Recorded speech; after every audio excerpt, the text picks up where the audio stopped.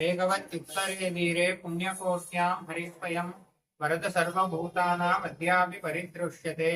அத்திகிரி அருளாளப் பெருமாள் ஆனைபரி தேரின் மேல் அழகர் வந்தார். கச்சிதனில் கண்கொடுக்கும் பெருமாள் வந்தார். கருதவரம் தரு தெய்வப் பெருமாள் வந்தார். முக்திமலை பொழியும் முகில்வண்ணர் வந்தார். மூலமென உத்தர வேதிக்குள்ளே உதித்தார் வந்தார். உம்பர் தொழும் கடலுடையார் வந்தார் தாமே. இந்த சேலம் இது வந்து பிரசன்ன வரதராஜ பெருமாள் சொல்லக்கூடிய பட்டக்கோவில்னு சொன்னா, இந்த சேலம் மாநகரத்துல நடுநாயகமா அமைஞ்சிருக்கிற கோவில் ஸ்ரீ பிரசன்ன வரதராஜ பெருமாள் தேவஸ்தானம் சொல்லக்கூடிய இந்த கோவில். இதுக்கு எல்லாரும் பட்டக்கோவில்னு சொல்லுவாங்க. அதுதான் இந்த கோவிலுடைய ஒரு ரொம்ப விசேஷமான ஒரு பெயர். இங்க வந்து காஞ்சிபுரத்துல இப்படி வரதராஜ பெருமாள் எழுந்தருளி கேட்டவர்களுக்கு கேட்ட வரத்தெல்லாம் தந்துட்டு அங்க, அதாவது வரதனுக்கு பேர் வந்து ஏன் வரதன்னு வந்ததுன்னா, வரம் ததாதீதி வரதகான்கிறதாலதான் அவருக்கு வந்து வரதன்னு பேரும். அதாவது கேட்பவர்களுக்கு கேட்கக்கூடிய வரத்தை தர்றதால அவனுக்கு வரதராஜன் பேரு. அந்த வரதன் காஞ்சிபுரத்துல எப்படி எழுந்தருளி இருக்காரோ அதே மாதிரி இங்க சேலம் மாநகரத்துல நடுநாயகமா நம்ம பிரசன்ன வரதராஜ பெருமாள் தேவஸ்தானத்துல ஸ்ரீதேவி பூதேவி சமேதரா இங்க கிட்டத்தட்ட 200 வருஷமா இங்க எழுந்தருளி இருக்காரு. இந்த கோவிலுடைய சிறப்பம்சம் என்னன்னு பாத்தீங்கன்னா, பிரதான பெருமாள் வந்து வரதராஜ பெருமாள். அவருக்கு நேர் எதிரா வந்து வரசித்தி ஆஞ்சநேயர். அதாவது பெருமாள் வரத்தெல்லாம் தர்றாரு, அந்த வரத்தை எல்லாம் சித்தி பண்ணக்கூடியதா இந்த வரசித்தி ஆஞ்சநேயர் ரொம்ப விசேஷமா எழுந்தருளி இருக்காரு. கிட்டத்தட்ட 200 வருஷமா இந்த கோவில் இங்க இருக்கு. இங்க இருக்கிற பெரியவாள்லாம் இங்க பெருமாளை பிரதிஷ்டை பண்ணி காஞ்சிபுரத்துல இருந்து அர்ச்சகாலெல்லாம் ஏழை பண்ணிட்டு வந்து இங்க மகா சம்பிரோக்ஷணமானதெல்லாம் நடைபெற்று அவங்க கையாலே இங்க வந்து மகா சம்பிரோக்ஷணம் நடந்திருக்கு. இங்க பாத்தீங்கன்னா, அடியனுடைய பெயர் வந்து நம்பி நவீன்குமார். இவர் வந்து இவர் சௌந்தரராஜன் இவருக்கு பேரு.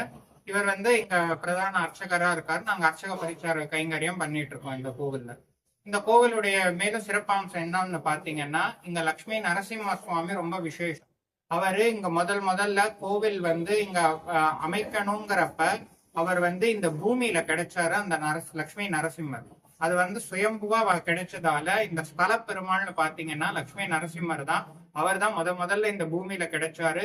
அவர் இங்க தெற்கு நோக்கி ரொம்ப விசேஷமா, அதாவது சத்துருக்கள் நிவர்த்தி பண்றதுக்கோசரம் தெற்கு பார்த்த மாதிரி இந்த லட்சுமி நரசிம்மர் ரொம்ப விசேஷமா எழுந்தருளி இருக்காரு. அது ஒரு விசேஷம். இந்த கோவில்ல மேலும் ரொம்ப விசேஷமானது பாத்தீங்கன்னா, அத்தி வரதர் எழுந்தருளி இருக்காரு. அதாவது காஞ்சிபுரத்துல 40 வருஷத்துக்கு ஒரு முறை வெளியே வர்ற அந்த அத்தி வரதராஜ பெருமாள் நம்ம கோவில்லையும் கிட்டத்தட்ட ஒரு போன 2019 இந்த அத்தி வரதருங்கிறவங்க இங்க புதுசா நூதனமா ஏழை பண்ணோம். அப்படியே பாத்தீங்கன்னா, இங்க ஏற்காட்டுல இருந்து ரொம்ப பிராச்சீனமான ஒரு அத்தி மரத்தை தேர்ந்தெடுத்து அந்த தாருனா மரம், அந்த தாரு திருமேனியா அதுல அத்தி வரதனை வடிச்சு இங்க வந்து பிரதிஷ்டை பண்ணி அவருக்கு வந்து நித்தியப்படி ஆராதனை பண்றோம். 40 வருஷத்துக்கு ஒரு முறை அவர் வெளியே வந்து இங்க சேவை சாதிக்கிறாரு. பல்லாயிரக்கணக்கான ஜனங்கள் வந்து இங்க அவரையும் சேவிச்சுட்டு போனாரு. அது ஒரு விசேஷம். இன்னொரு விசேஷம் என்னன்னு பாத்தீங்கன்னா, இந்த லட்சுமி ஹயக்ரீவர், அதாவது இந்த சேலம் சரௌண்டிங்லயே, இந்த சேலம் மாநகரத்திலேயே இவ்வளவு பெரிய திருமேனியோடைய ஹயக்ரீவரை நீங்க எங்கேயுமே சேவிக்க முடியாது. அதாவது அந்த சரஸ்வதிக்கே குருவா இருக்கக்கூடியவர் அந்த லட்சுமி ஹயக்ரீவர். அந்த வேதத்தை எல்லாம் மீட்டு நமக்கு வந்து உபதேசம் பண்ணனவர் ஹயக்ரீவர். ஞானத்தின் கடவுளாக விளங்குபவர் ஹயக்ரீவர். அந்த ஹயக்ரீவர் இங்க வந்து ரொம்ப விசேஷமா இவ்வளவு பெரிய திருமேனியோட இங்க எழுந்தருளி இருக்காரு. வேற எங்கேயும் நீங்க அதை வந்து பார்க்க முடியாது. இங்க வந்து ஏராளமான பக்தர்கள், அதாவது வியாழக்கிழமையான குருவாரத்துல ஹயக்ரீவருக்கு ஏலக்காய் மாலை சாத்தி பசங்க நல்லா படிக்கணும்னு சொல்லி பிரார்த்தனை பண்ணிட்டும் போறாங்க. அது ஒரு சிறப்பு. இங்க அது இல்லாம மேலும் என்னன்னு பாத்தீங்கன்னா, இங்க வந்து 365 நாள்ல 300 நாள் இங்க நிறைய உற்சவங்கள் இருக்கு. பெருமாளுக்கும் தாயாருக்கு ஆஞ்சநேயருக்குன்னு சொல்லி, அதாவது சித்திரை மாசம் தொடங்கி பங்குனி பரியந்தம் எல்லா மாசங்களும் உற்சவம் இருக்கு. இதுல வந்து முக்கியமான உற்சவங்கள்னு பாத்தீங்கன்னா, சித்திரையில பிரம்மோற்சவம் 10 நாள் ரொம்ப விசேஷமா நடக்கும். சித்தால வந்து கொடியேற்றமாயி சித்திர சிரவணத்தன்னைக்கு, திருவோணத்தன்னைக்கு இங்க கொடியிறக்கமாயி பெருமாள் வந்து உள்ளார எழுவாரு. அதுக்கு அடுத்த நாள் ரொம்ப விசேஷமா சத்தாவரணமானது நடக்கும். வைகாசியில பாத்தீங்கன்னா பெருமாளுக்கு அந்த வெப்பம் அக்னி நட்சத்திரோடைய வெப்பம் தெரியாம இருக்கிறதுக்கோசரம் கிட்டத்தட்ட 9 நாள் இங்க வந்து தாயாருக்கும் பெருமாளுக்கும் வசந்தோத்சவம், அதாவது இந்த வசந்த ருதுல நடக்கக்கூடிய இந்த வசந்தோத்சவம் ரொம்ப விசேஷமா நடக்குது. அதுக்கடுத்து பாத்தீங்கன்னா ஆணி மாசம் ஜேஷ்டாபிஷேகம்னு சொல்லக்கூடிய ஆணி திருமஞ்சனம் நடக்கும். ஆடி மாசம் பாத்தீங்கன்னா ஆண்டாளுக்கு ஆடிப்பூர உற்சவம் 10 நாள் ரொம்ப விசேஷமா நடக்குது. கடைசி நாள் ஆண்டாள் திருக்கல்யாணம் நடக்குது. ஆவணியில பாத்தீங்கன்னா ஸ்ரீ ஜெயந்தி உற்சவம் நடக்கும். புரட்டாசியில நவராத்திரி உற்சவம் 9 நாள் விசேஷமா நடக்கும். ஐப்பசியில பாத்தீங்கன்னா இங்க பவித்ரோத்சவம், அதாவது சம்பத்சர பிரார்த்தனை, ஒரு வருஷத்துல நம்ம செய்யக்கூடிய பல லோபங்கள், சம்பத்சர பிராய்ச்சித்தோத்சவம்னு சொல்லக்கூடிய இந்த பவித்ரோத்சவமானது இந்த ஐப்பசி மாசம் 3 நாள் ரொம்ப விசேஷமா நடந்து கடைசி நாள் மகா பூர்ணாகுதி ஆகி பெருமாளுக்கு பவித்திர எல்லாம் சாத்தி அதை வந்து முடிஞ்சு திருமஞ்சனமானது இங்க நடைபெறும். அது ரொம்ப விசேஷம். அடுத்து கார்த்திகை எப்பயும் போல சம்பத்சர பிராய்ச்சித்தோத்சவம்னு சொல்லக்கூடிய இந்த பவித்ரோத்சவமானது இந்த ஐப்பசி மாசம் 3 நாள் ரொம்ப விசேஷமா நடந்து கடைசி நாள் மகா பூர்ணாகுதி ஆகி பெருமாளுக்கு பவித்திர எல்லாம் சாத்தி அதை வந்து முடிஞ்சு திருமஞ்சனமானது இங்க நடைபெறும். அது ரொம்ப விசேஷம். அடுத்து கார்த்திகை எப்பயும் போல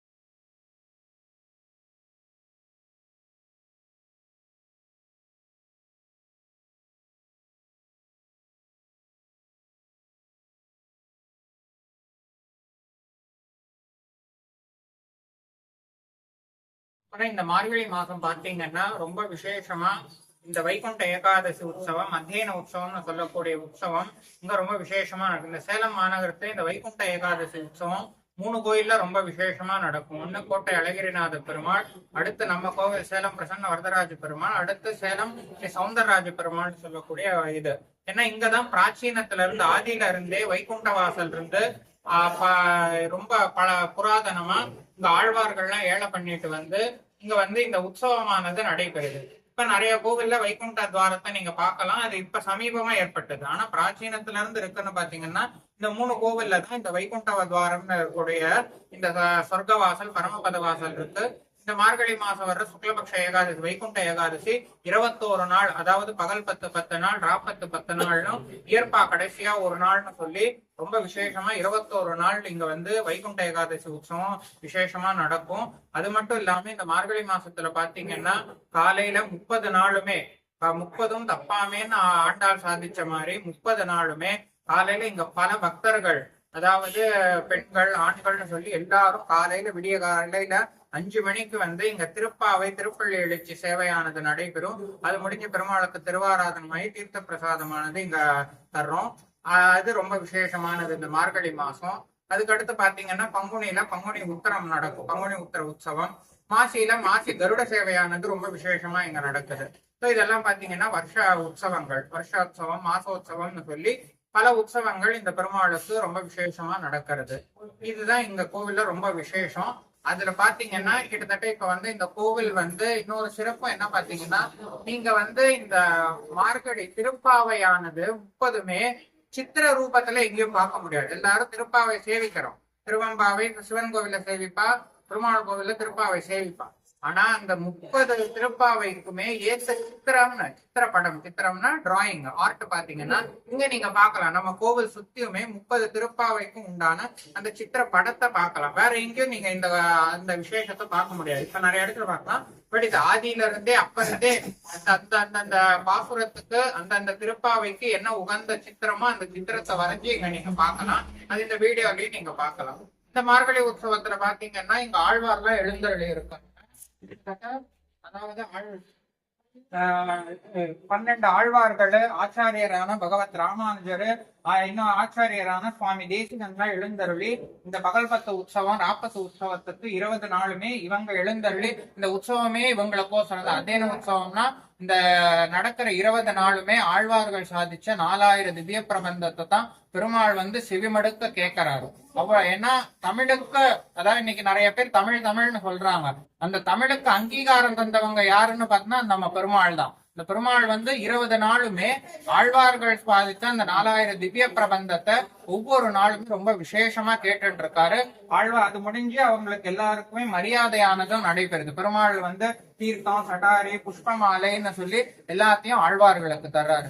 இந்த தமிழுக்குன்னு ஒரு உற்சவம் நடக்குதுன்னா அது இந்த வைகுண்ட ஏகாதசி உற்சவம். அது ரொம்ப விசேஷமா நடக்குது.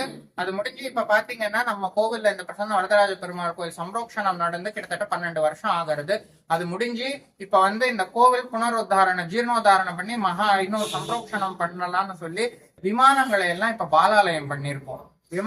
இப்போதைக்கு விமான பாலாலயம் பண்ணிருக்கோம். இந்த உற்சவங்கள்லாம் முடிஞ்சதும் மூலவரை எல்லாம் பாலாலயம் பண்ணி ஜீர்ணோதாரண மகா சம்பிரோக்ஷணமானது நடத்தலான்னு ஒரு முடிவு பண்ணியிருக்காங்க.